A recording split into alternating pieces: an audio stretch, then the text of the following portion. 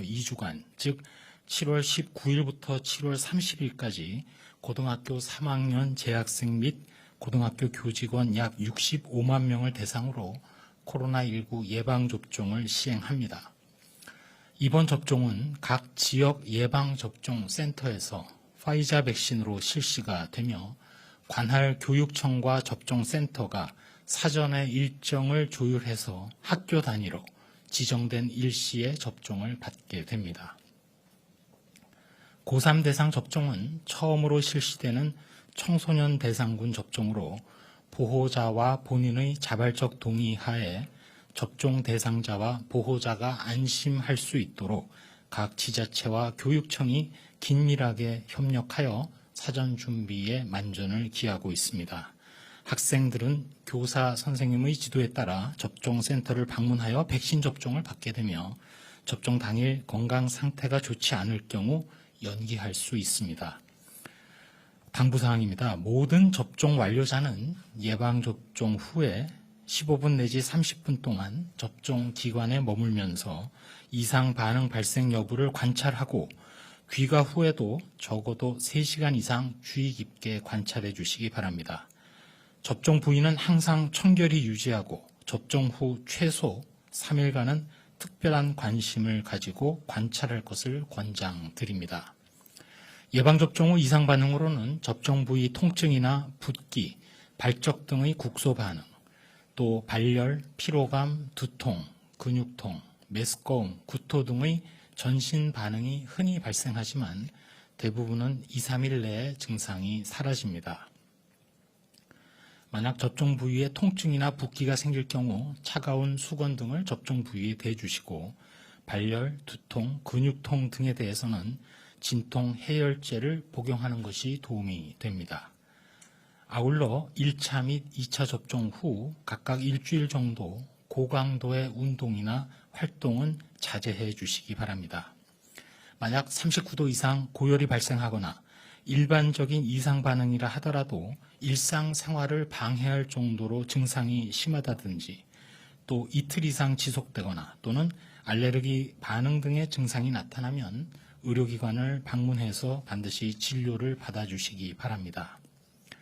만일 아나필락시스 등 중증 알레르기 반응이 나타나면 즉시 119에 연락하거나 가까운 응급실을 찾아주시기 바랍니다. 또한 파이자나 모더나 백신 접종 후 가슴 통증, 압박감, 불편감, 호흡곤란 등 심근염이나 또는 심낭염의 의심 증상이 나타나는 경우에는 즉시 의료기관의 진료를 받으시기 바랍니다. 다음으로 백신 도입 현황을 설명드리겠습니다. 일요일인 오는 7월 18일 개별 계약된 아스트라제네카 백신 118만 8천 회분이 공급될 예정입니다. 8월 말까지 약 3,500만 회분의 백신이 도입될 예정입니다. 구체적으로는 코백스 아스트라제네카 83만 5천 회분, 개별 계약된 아스트라제네카, 화이자, 모더나 백신 약 3,400만 회분, 얀센 10만 1,000 회분 등입니다. 다음으로는 방역과 관련된 사항입니다. 최근 코로나19가 의원급 의료기관에서 집단 사례로 발생하고 있습니다. 올해 전반적으로 의료기관에서의 코로나19 확진자 발생은 감소했지만 7월 들어 특별히 의원급 의료기관에서 집단 사례가 있습니다. 사례로 어떤 의원에서는 환자 30명을 포함하여 가족, 지인 등 총 47명의 확진자가 발생하였는데 증상 발생 기간 동안 확진자 다수가 의료기관을 지속적으로 방문해서 추가 환자 발생 규모가 더 컸습니다. 또 다른 어떤 의원의 경우에는 환자가 7명, 간병인 1명을 포함해서 의원 내 총 10명의 확진자가 발생하였고 증상 발생 기간 중에 간병 활동 등을 통해 전파된 것으로 추정됩니다.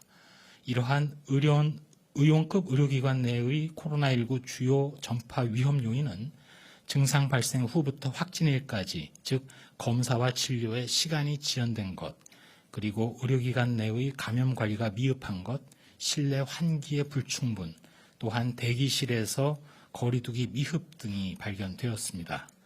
의료기관의 감염관리 노력과 협조 덕분에 전반적으로 확진자 발생을 최대한 억제하고는 있지만 방심할 경우 다시 의원급 의료기관 등을 중심으로 집단 사례가 발생할 수 있기에 의료기관에서는 의심 증상자에게 코로나19 검사를 적극 독려해 주시고 기관 내에서의 감염 관리를 더욱 철저히 해 주시기 바랍니다.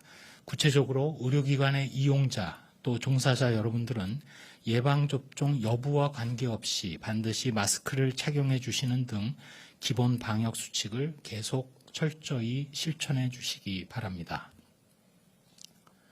다음으로는 연구개발 치료 등의 분야입니다.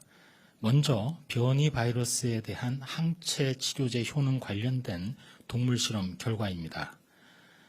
델타형 변이 바이러스에 감염된 실험용 쥐를 대상으로 항체 치료제 레키로나주의 효능을 분석한 결과 델타 변이 바이러스에 대한 항체 치료제의 효능을 확인하였습니다.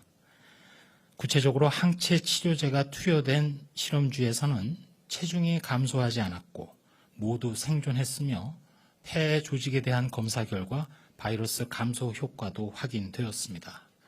그렇지만 변이 바이러스에 대한 인체 치료 효과를 정확하게 그리고 최종적으로 확인하기 위해서는 실제 환자를 대상으로 한 효능 확인이 필요하기에 국립감염병연구소에서는 델타형 등 변이 바이러스 환자에서의 항체 치료제 치료 효능 평가를 위한 임상적 관찰 연구를 추진하겠습니다. 치료제 효능 평가 및 민과 협력을 통해 변이의 영향을 받지 않는 광범위 효능을 갖는 치료제 개발 연구도 지속적으로 수행하겠습니다. 다음으로 코로나19 백신 개발 지원에 대한 국내 백신 개발사들을 대상으로 설문조사를 실시한 결과 한국바이오의약품협회 도움으로 13개 회사가 의견을 제시하였습니다. 그러한 의견들을 통해서 제약회사들의 애로사항을 확인하였습니다. 이에 대해서 국립감염병연구소 공공백신개발지원센터를 중심으로 해서 구체적으로 임상시험 검체 분석을 지원하고 또 생물안전 3등급 실험실을 제공하며 표준화된 시험법 및 표준 물질 등 코로나19 백신 개발에 필수적인 인프라를 제공함으로써 기업의 임상시험 진입 장벽을 해소하는 데 최대한 노력하겠습니다. 또한 변이주 분양과 관련해서 국가병원체 자원은행을 통해서 코로나19 바이러스 변이주를 분양하고 있는 바 7월 16일 현재까지 총 58개 기관에 662건이 분양되었습니다. 특별히 델타형 등 주요 변이주 분양은 337건, 기타 변이주 분양은 325건으로 분양 신청이 최근 가장 많이 증가한 것은 델타형이었습니다. 한 말씀 드리도록 하겠습니다. 코로나19 발생 상황이 여전히 엄중합니다. 지금은 응급 상황이자 위기입니다. 하절기 폭염 속에 모든 분들께서 거리 두기를 통해서 인내해 주고 계십니다. 각종 이동 지표를 볼 때 그리고 현장 점검 결과를 볼 때 분명히 일선에서 거리 두기가 강력하게 이행되고 있음을 확인하고 있습니다. 비록 현재 위기 상황의 한가운데지만 항상 그러했듯 이 위기에서 거리 두기의 동참과 협조로 극복할 수 있다고 믿습니다. 현재처럼 거리 두기가 앞으로도 계속 이행되면 곧 정점을 지나서 추세가 반전될 수 있을 것입니다. 그렇지만 하강한다 하더라도 현재 발생 규모가 너무나 커진 상황이기에 간헐적으로 큰 규모로 집단 발생이 있을 수 있습니다. 돌파 감염도 늘어날 수 있고 또 델타 변이가 곧 전체 유행을 주도할 것입니다. 심지어 델타보다도 더 강력한 변이가 언제든 등장하고 발견될 수 있습니다. 또한 시간차를 두고 위중증과 사망자도 늘어날 수 있습니다. 상대적으로 위중증이 적다고 알려진 젊은 층에서조차 사망자도 발생할 수 있습니다. 이 모든 위기 앞에서 폭염 속의 의료진과 의료기관의 헌신으로 피해를 최소화하는 데 최선을 다하겠습니다.